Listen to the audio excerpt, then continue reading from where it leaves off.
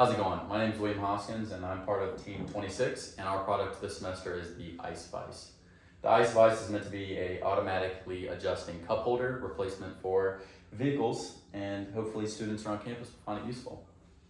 To start us off, I'd like to go over the mission, right? So we all know VTEPS has requested that we make a product that's going to effectively chase the market of Virginia Tech students, and so that's where we came up with this proposition, which you just heard a little bit about, but that's that adjustable cup holder, and we're hoping it can fit any size water bottle and keep it in a sturdy fashion inside your vehicle.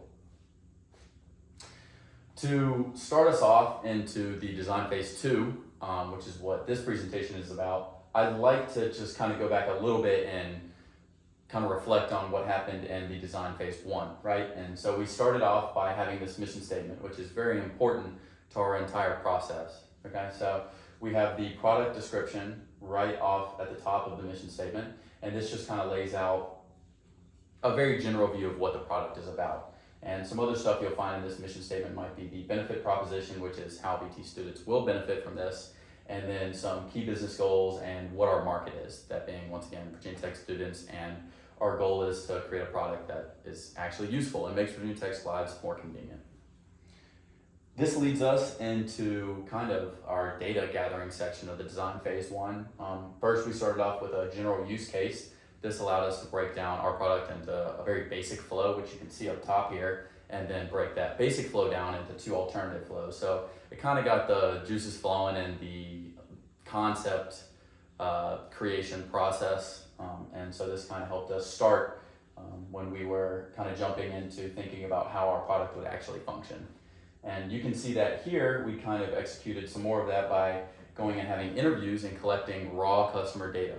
We then took that raw customer data, interpreted those needs, and ranked them on a scale from 1 to 5. And so this was kind of the very rough start of us making our product, and that was the main section of design phase 1. And to finish it off, we used very important specifications, 5 of them to be exact, and this kind of helped us break down, once again, those interpreted needs that we got from the customers about how they think our product should perform. And so now that that review is done on the design phase 1, this leads us right into design phase 2. So we started off using functional decomposition to break down or decompose our product into subsections. You can see this using kind of this black box method where we placed the general idea of what our product was, that being an automatic cup holder, and allowing kind of this flow chart and more of a flow chart down here to kind of move us into breaking apart our product into things that each team member could kind of focus on, or maybe everyone as a whole could kind of look at and digest more properly. And so an example of that would be the first arrow here, which is a subsection of this method, would be, how's it going to be powered? Well, we're thinking about powering it with a USB. And so that's just a very simple example of how something kind of starts as a general idea and we start to focus it down as a team. And that's for a ton of different subsections. And you can kind of see here with these arrows how they all kind of come and connect and eventually come into that final product that's providing an automatic cup holder. So that was functional decomposition. Where we're at after that was a concept combination table. Now this kind of goes hand in hand with functional decomposition. The concept combination table used some of those subsections and kind of made them sub-functions for the concept combination table, and under those sub-functions we had solution fragments, 2 to 4 of them to be exact.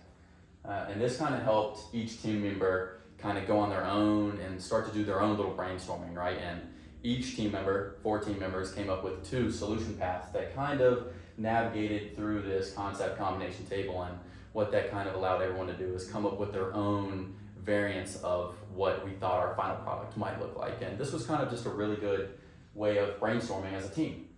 And after this concept combination table, we kind of flushed out using the gallery method. So we made this poster, and like I said, this kind of flushes out and displays what we were kind of going through and thinking of and making as a team when we were going through that functional decomposition and combination table. You can see here, each team member was asked to make 2 drawings. Those 2 drawings went hand in hand with the solution paths that I mentioned in the concept combination table, hence why this was kind of the main base of our information for the gallery method. what this allowed each team member to do was kind of come together now and, like I said, flush out what they had been thinking and brainstorming on their own. And this kind of allowed each team member at this point to pick one of their designs, and eventually that person would 3D model what they thought was their best drawing. And so after this step, we would kind of have 4 finished CAD models of what each team member thought was their best brainstormed product version. So like I said, at this point, the 3D modeling had been done. It was a big part of our process. Like, we had to go learn NX, but it helped us once again kind of see, once you start the 3D model, you kind of are able to understand what's realistic and what's not, and what dimensions are going to work and what won't, right? And so those are very important things that we talked about in design phase 1, and they kind of come up here again, right? So we were going to rank all of the 3D models and drawings that we had done and ideas that each team member thought was their kind of pride and joy or their favorite one, right? And this section down here kind of shows that. This is kind of the raw screening process, and this led up to top where we got those final scores. You can kind of see them here, but what's important is obviously C, because this is our winner. That means as a team, basically at this point, we're honing in on this one design. This one was ranked the best. We think this is going to be the most effective at chasing Virginia Tech students, and like I said, involving that mission statement, that's always important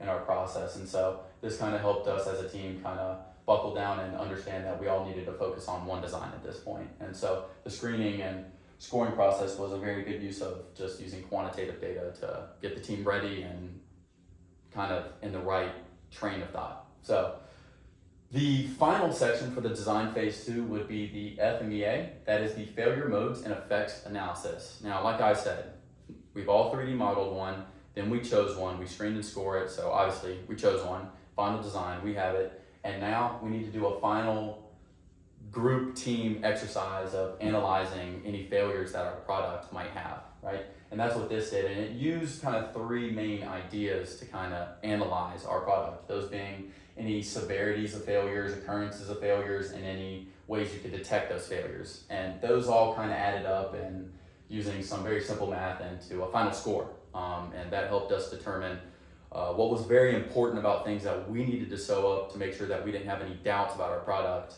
right before we made our non-functional prototype, and eventually would make our functioning prototype in the final step of this semester. So this was a good way of kind of capping out what we had done as a team in that concept generation section of design phase 2. To conclude and kind of re-summarize what I have kind of gone over, I previously mentioned design phase 1 and how it's important into leading into design phase 2.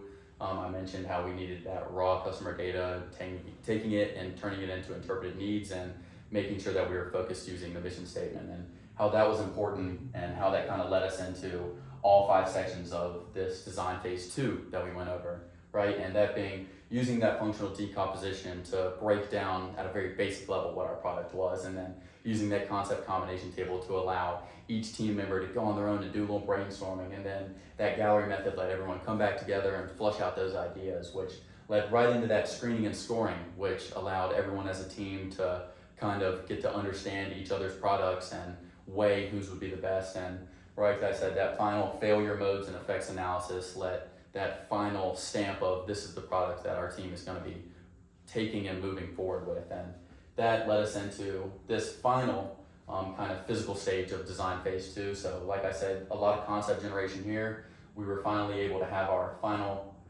3D modeled prototype, and we were able to turn that into a non-functional prototype. And this let us kind of see and feel with our hands what our product should be looking like and should be headed towards, and maybe any final minor adjustments that we needed to make at the end. And so where does this leave us now? Well, we have product creation, product testing, and product presentation. That's going to be left kind of in the final design phase. But I can definitely attest to how important the second design phase was, and how that concept generation really helped us as a team buckle down and understand where each person was coming from. And I think it's evidence of what our final product should look like, that we put a lot of time and effort into that, and it's important to discuss and talk and communicate as a team. So I'm excited to be a part of this team, and I'm ready to see what our final design phase is going to look like. But thank you for listening.